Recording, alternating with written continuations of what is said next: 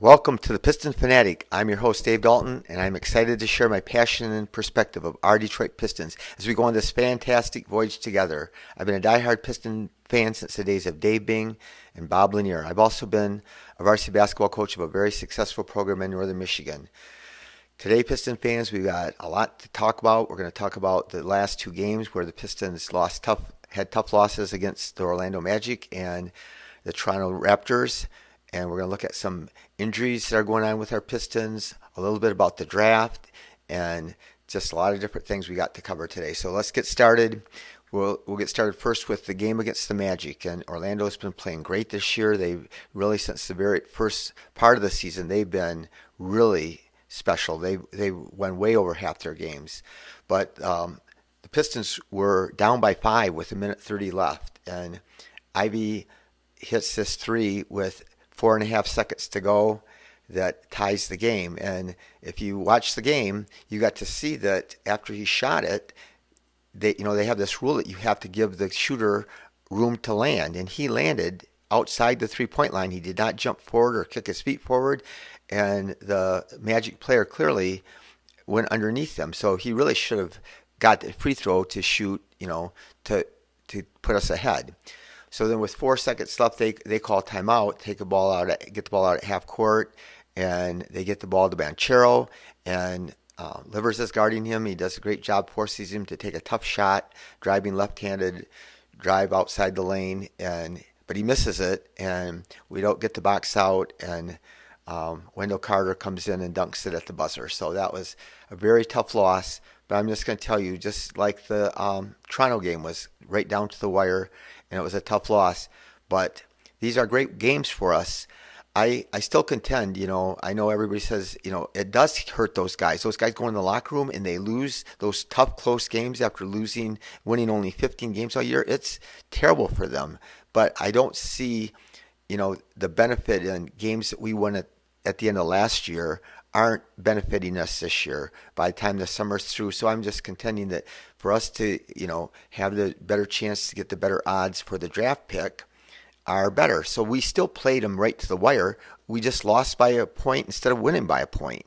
And our guys still, this game, Ivey just balled out, man. He was just out of this world. And, those are great things to see. And if we still can play that way and fight, like you said, we didn't give up. And, we lost, but I just think it's a good thing for us to, finish and get that higher odds to get the draft pick. And it doesn't guarantee anything, but there are repercussions about where we end up. So, Pistons shot 50% on threes against Orlando and still lost. So that's hard to do, when you did it. But one thing I'd like to say is, both these two games, the defense, we've struggled. We've been giving up like 120 points a game. But, Orlando only scored 108, and they have a lot of players that can score. And Toronto, they had 44 points at halftime. They ended up with less than 100 points, like 96. So I think that, that I guess shows that the defense is getting better. I think in the Orlando game, especially the beginning of the game, there was something to do with the fact that we were playing a game at noon. I think the players, their bodies aren't used to playing at noon, and so I think that's contributed to the low-scoring game in that game. But one concern is Bogey's the last two games he struggled, even though he had, I thought, he needs rest, and he's played probably as much as most anybody in the NBA. I bet he's played about as many minutes. He's only missed a couple games, I think, and I've contended that he needs to get a rest. Well, now he's questionable for tomorrow night against Charlotte, which will be Monday. I'm recording this Sunday, and he has a bilateral Achilles tendon problem, and I think that's just from overusage. And he's still playing in these games. He's playing lots of minutes, and he's not playing as well. And I think just like we saw with Cade before Cade finally shut it down, he had a really bad game, and then he shut it down. And now we've seen it with Duren. Duren, he hurt his ankle the first time, and he hurt his first ankle, and they brought him back into the game. And I said at the time, I said, this is ridiculous. We are not playing for the playoffs. We are not playing for a championship. And Duren's this young player, and we run out there and we run the risk of him injuring it worse, or even having, if you favor one foot, it can contribute to an injury in another foot. So now he's got both ankles injured. He still tried to play through it, and now he's out another game. And so I just think that we just need to, at this point, when in doubt, err on the side of caution. Most of the teams in the league are. I mean, guys get held out for like a month after, they've been known to be working out and getting ready to play. So I just, we have that happen. And Stu also is questionable for tomorrow night. So here's the perfect chance. We are playing the Charlotte Hornets. So they are the next team just above us for the worst record. So they are 19-43, and we are 15-46. So a win for us knocks us up a game, and a loss for them gets us closer to them. So this is a huge game to lose. Well, and again, when the players go out there, if I'm coaching the team, we are playing to win. But there is nothing wrong at this point in the year when you have guys injured to, if Bogey's questionable, don't play him. If Duren's injured, obviously he's not going to play anyway. If Stu's got a problem with his hip, set him out. And, just the same, we just got to get these guys, not risk having them injured. We want Bogey to come play next year and be healthy so that he can, help us have a great season next year. So again, he was 3 for 12 shooting, and that's very un-Bogey, like 1 for 4 on threes. Stu was 2 for 5. He only shot threes, but 2 for 5 is good. He was 4 for 4 from the line, 8 rebounds. The thing about Stu is his passing has really been a huge improvement over last year and the first 2 years. He has become, a plus passer, I think, and I think there's, a good chance that it'll keep on growing. So Duren, he played against the Magic, but 1 for 5, 8 rebounds. So, he is being affected, so it's affecting his game. So now finally, he had those injuries prior to that, but we still played him against Orlando when he was injured, and he didn't play well. So then now we decided we're going to hold him out against the Raptors. Ivey, this is what is so special. He's had a bunch of the games. A lot of people automatically say this is his best game of the year. Well, this maybe was, but he's had other games where people would have said the same thing. So he was 9 for 13. So that's an incredible percentage. 5 for 7 on threes, and he's still not consistent because he missed 2 free throws, and he talked about it afterwards. Down the stretch of this game, a close game, and he missed 2 free throws. He had 2 rebounds, 4 assists, and the thing about that, like I said, he got fouled on that 3-pointer, so that could have maybe been 4. So then he played 31 minutes. Killian played 32 minutes. So Killian played even more, even though his struggles shooting have been horrendous. And I still want him to play. Killian needs to play this year, but those of you that want to win, maybe play him less a little bit. But he's 4 for 10, 1 for 4 on threes, 3 for 3 from the line. Still had 5 assists and 3 rebounds, which are very good. So he still does his things. But here's the kicker. Burks, all year I've been talking to you about, he can have the best game in the world, and he still plays 20 minutes. This game he played 18 minutes. He is 4 for 4 on threes. 4 for 4. And he gets, in 18 minutes, he got 5 rebounds and 3 assists. So it wasn't like that was the only thing that he did, but 18 minutes. So if I'm him, and I'm, there's talk about trying to sign him to an extension. But if you're Alec Burks and Coach Casey's plays you 20 minutes only, even when you're on fire, you got to think twice. Wiseman, so it's exciting to watch him play. He came out and he had a bad first half. So he had, I don't think he made a shot the whole first half, but he ended up, in the second half, he shot a really good percentage. He was 4 for 10, ended up 10 rebounds. And everybody talked, that was a big weakness of his. So he really rebounded for, he played 24 minutes to get 10 rebounds. That's excellent. Diallo had another game just like he's been doing for 2 months at least. 5 for 10, 12 points. Livers, 3 for 5, all 3-point shots. and 2 rebounds. He played 22 minutes. So, again, that is the role we want Livers. We want him to do his great job on defense and knock down open threes and move the ball. And now, here's my thing. And everybody, I could think I don't like Kojo. I love Kojo. I've said it before. He's everything. He's a coach's dream. He goes out there and busts his butt every time. He gets along great with teammates. He has a positive attitude. You can just see it on the floor every night. He has a positive attitude. Whether he gets to play or doesn't get to play, he just comes in and does his best. But again, we are not playing for a championship. We are not playing for the playoffs. And he's playing, 15 minutes, which is not many minutes. But when Burks is playing 18 minutes, and they both play guard, and I know he plays point, but you can still stagger Ivey and Killian. And so I just don't understand it. But then we come to our game against the Raptors. That game was 22-22 at the end of the first quarter. It was 44-44 at halftime. And, it's funny that, ironically, that same night, I think that was the Clippers had a game with Sacramento, and the score was 176-175, and that was the second highest scoring game in NBA history. What game was the highest? Well, it was our Detroit Pistons. Back when Isaiah Thomas played, we were playing in Denver, and it was like 188-186. And both games were overtime games. So Isaiah scored in the 40s, and John Long scored in the 40s. And I watched that game. It was on later at night, but it was a great game. Kelly Tripucka had like 35. That was a fun team to watch. There was no pressure on them. There was a lot of pressure when I had to watch, the Bad Boys play, and you wanted to win every single game every night so that you would have home court advantage. And then all our playoff games, and same thing with the 2004 team. Those were a lot of pressure watching. And back in whenever it was 84, whenever 83 it was, I think, when they had that game, that was just fun. They had Vinnie Johnson and, like I said, Kelly Tripucka and those guys, and they were a good team. They ended up by winning 40 some games, but I hope that was a lot of fun, just like this team is going to be. But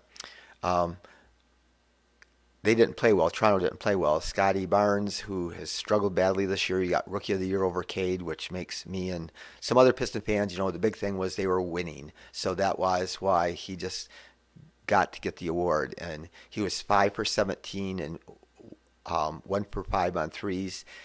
OG Abenobi, that I didn't say it quite right, but he was the hottest name on the trade market. Everybody's going to trade 3 draft picks for him. And the truth is, he is a great player. He is just what the Pistons need. But, he's not this great offensive player. He's really good on defense. But he was 2 for 7, 0 for 2 on threes. He played 39 minutes. He scored 6 points. And people are going to give up. This is a game that was hotly contested game. But Siakam is sensational. Siakam, he was all NBA. It's hard to get all NBA. I think he was third team. But when you start picking the top 15 guys out of everybody in the NBA, you have to be really good. And Siakam was really good, and he was really good last night. He was the one player they shot horribly. They shot 37% from the floor only, and 27% on threes. And they shot bad from the free throw line, 22 out of 34. But they got to shoot, a bunch more than the Pistons did. So the Pistons were only 9 for 14. So I have to admit, the Pistons, they're leading the league in free throws attempted and free throws made this year. So we can't complain like the Pistons are just not getting respect because they don't have a winning record. So again, Bogey, 11 points, 5 for 12, 0 for 3 on threes. He did have 9 rebounds, which he's got that leg that's bothering him, his Achilles, and so he was -9, so that was the worst on the team. Stu only played 19 minutes, but he had 5 points, 2 for 5, 1 for 2 on threes, and 9 rebounds in only 19 minutes. Wiseman, he fouled out, so he got in foul trouble, so he was limited 20 minutes. He had 10 points, 5 for 9. Excellent. He could have maybe had a good game, and he did have foul trouble when he played for the Warriors. So he does need to learn how to defend without fouling, but his defense has been, I think, better than most of us expected after hearing how bad he was with the Warriors. So now the Warriors, their defense, especially their second unit, was atrocious on defense. They were terrible on defense, and so he got lumped in with them. And so and I do know that I watched some of their games, and he didn't react quickly enough many times on defense, and so he does need to continue to get better. So Ivey, after that hot shooting night against Orlando 2 nights before, he struggled shooting. He had 10 points, but he was only 3 for 16. He played 32 minutes, but he had 10 assists. And I'm going to tell you, some of his passes were sensational. They were high-level, big-time passes, Magic Johnson passes. And I never dreamt that when we drafted Ivey that he would be making these passes and these reads and these drives to the basket, and he dumped down for dunks. And there's just, it's going to be cool. It's going to be a lot of fun for us with the way if he continues to improve his outside shooting. He was 0 for 5 on threes, and so he is still not consistent, even though he was 5 for 7 the game before. So I've seen some signs, significant improvements in his form, and I believe in that he will keep on working. They say he's the last person. They kick him out of the gym. The other teams have something coming on, or some dance team in, all the other players, or the bus is going to leave, and he's still in the gym, and he has to leave. They force him to quit practicing. So that's a lot to be said for him, that he wants to be great. Killian, 32 minutes. He played 32 minutes. He scored 3 points. He was 1 for 6 and 1 for 4 on threes. He did have 6 assists. So I thought, I was so optimistic over a month ago. He had a great stretch of maybe almost 2 months where he played at a level where I thought that he was going to be a good NBA guard that was going to be a good contributor to a winning team. And I hope it's still the case. And I haven't given up that hope. And again, these last 20 games, I hope he turns it around. But Bagley was out of this world, and a lot of people, Bagley's an easy guy. For some reason, some guys are easy to dump on, and Bagley's one. And I think a lot of people in Piston Nation, they were upset about the contract. I do say I thought maybe they overpaid him a couple million, and that they should have maybe guaranteed the last year. But Bagley can put the ball in the basket, and he had a double-double. He had 13 and 13, and he played like 14 minutes in the first half, and he had 13 points and 13 rebounds. And so that is the thing that he's got to do some consistency, but he hasn't even got to play consistent this year. And when he did play consistently last year, he did quite well. His numbers were really good, especially offensively. So Burks didn't have a good game this game, but he only played 17 minutes. He had 2 points, 1 for 5 on threes. Well, he must have had 3 points then. No, he was 1 for 5 and 0 for 2 on threes. But 17 minutes, he had 4 rebounds and 4 assists. So he's doing more than just scoring, and he's a really good player. So Livers played 29 minutes. Great game for Livers, 4 for 6 and 3 for 4 on threes. And so he played really good defense too. So Hami had 11 points. He wasn't as good as he usually is, 5 for 13. That's off what his percentages, but his percentages have been phenomenal all year. Kojo had played only 10 minutes, but he almost won the game for us, and he had 7 points. He was 3 for 3 on threes and 1 for 1 on. He was 3 for 3, and then he was 1 for 1 on threes. So he had 2 rebounds and 3 assists.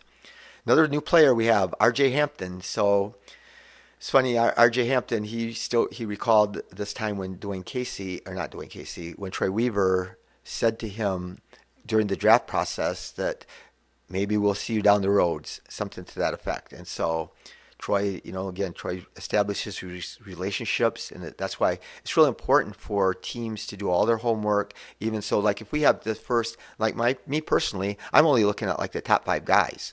I'm not diving deep into the draft like some draft people do. But Coach Casey knows, and Troy Weaver knows that he needs to, because you don't know when these guys are going to come back. And so you need to do your homework to find out what kind of people they are, what their work ethic's like. Everything you can find about them is valuable to know. R.J. Hampton is, by all accounts, a really good defender, and he plays hard. He got drafted by Milwaukee, and he was the 24th player picked in the first round. So now we have 11 players that were first round picks. I don't know where that ranks us, but in the 2023, 21-22 season was his best season. 2 years ago, he averaged 22 minutes, shot 35% on threes, and he averaged 7.6 points a game. But he's 6'4". He's pretty athletic, and so it'd be interesting to see how things go down the road for him. One thing I didn't get to mention, I meant to in prior podcasts about the trade deadline.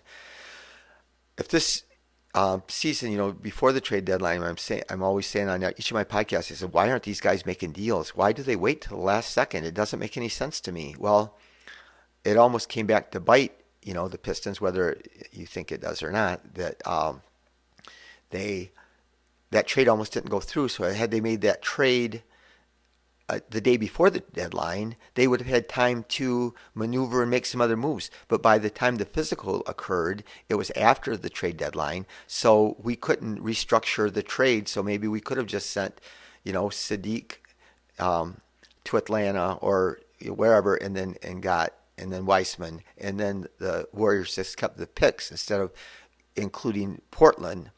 So I just think, and then look at the Lakers. The Lakers, man, they had an amazing comeback today. They were down by 27 to the Dallas Mavericks with Kyrie and Luka, and they came back and they won that game. They fought hard and they shot terrible at first, and the Mavericks were on fire from three.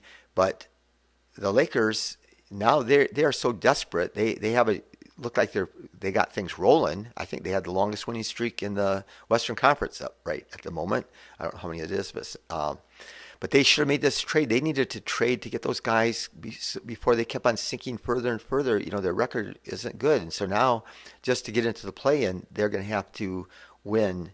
And you're just going to have some off nights when you have less than 20 games or about 20 games left. Some of those games are going to be off games, and now they need to win. 75% of their games in order to get draft position. So I still want to talk about Ivey again. I talked to you about some draft experts that reviewed the last year's draft, and they said that Ivey was the second best player. They would rate him right now, but I saw another one where they had him ranked 10th out of the rookies this year, and he should get Rookie of the Month. It's going to be interesting to see if Ivey gets Rookie of the Month because he has been really awesome this month. And he's in 8 games, he's averaged 17.3 points, 5.3 assists, 49% from the floor, 47% on threes, 57% on pull-ups, and that mid-range game of his has really improved. So we hope that happens for him. And again, I think that he is underrated. I think that I like him even more than what I did before, and I think that he's got a chance to be something special. So I guess we'll talk a little bit about the draft and Brandon Miller. So we'll get into the draft a lot more later, but Brandon Miller is a guy that is, I think, of all the players in this year's draft, he's the best player that's the best fit for what we have. I mean, we have centers, and but Brandon Miller is 6'9". He's a McDonald's All-American, consensus 5-star, ranked 9th in his class by ESPN. And I mean, he had a game. I watched this game. He on the 22nd of February, 41 points, 8 rebounds, on the road at a hostile crowd. They were yelling and booing him every time he caught the ball. The game was 76 to 78. Alabama won 78 to 76 in overtime. At the end of regulation, they're down by 2 with less than 10 seconds to go. Brandon Miller drives the ball to the basket and makes this tough left-handed drive, a lot like Banchero's drive that he missed against the Pistons that Wendell Carter got the dunk on. But he drove in and scored it, and then at the end of overtime, he made the game-winning shot with the score tied. He did this. It was actually the same shot. He faked right, jabbed right, drove through traffic, and finished high off the glass with a left-handed driving hook.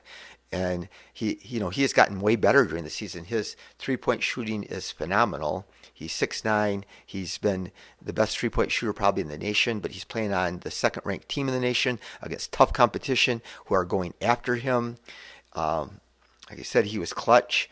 He just is a great player. But now then he had another game, just the 25th, just was that yesterday, I think, and he had played 38 minutes. He had 24 points, 6 rebounds, and he was great again. So he's having this phenomenal year. He's just what the Pistons, need a good guy that's 6'9" and can really shoot.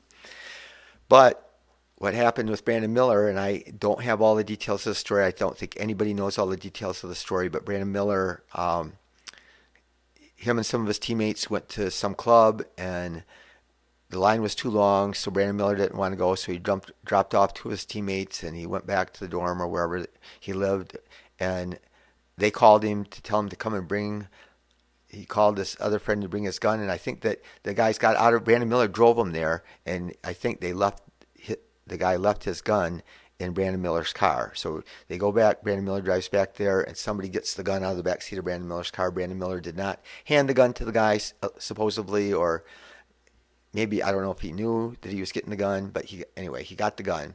And so I guess there was one of his teammates who was dancing in front of this Jeep, and the Jeep had this girl in there, and then the guy in the Jeep yelled, she doesn't want anything to do with you or whatever, and there got to be words. It was after midnight, people were drinking, and not a good situation, and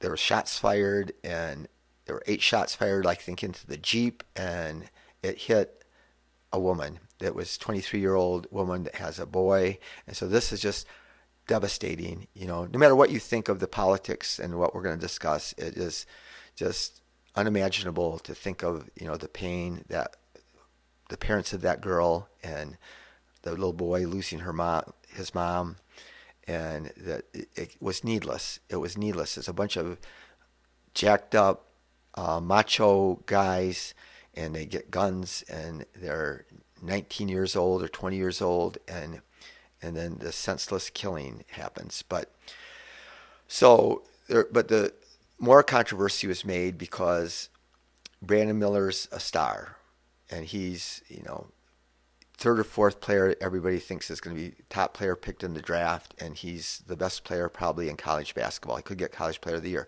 But this happened January 15th, so there's a lot of questions. The parents of the girl who was shot are mad that he's playing. Other people are mad that he's getting to play. There's people that say that if he wasn't this great player, that they would have just suspended him. But because he's so good, they kept him playing. And I'm not sure about that. It could happen for sure. That could be the case. It also is the case that if all the big controversy about it and just constant is because Brandon Miller's really good. So if he wasn't really good and he was just an average or below average player on the team, so much wouldn't be made. But Nate Oates, who I've talked about on this podcast and suggested that he might be a great coach for the Pistons, he made some, unfortunate comments where he said that that Brandon Miller just was in the wrong place at the wrong time, and so that wasn't exactly what happened, and that was minimizing. It didn't come across good, so people are mad at him. But anyway, my bottom line is I want want Victor with the first pick and Scoot with the second pick, and we're going to dive in more to the his potential later on. And he had a great game the other night, February 23rd. He had 20 points, 9 for 16, 2 out of 4 threes, 7 rebounds, 14 assists. And so he's only played like 18 games this year, but anyway, he's terrific. But I really fell in love with Brandon Miller, and again, his improvement during the season.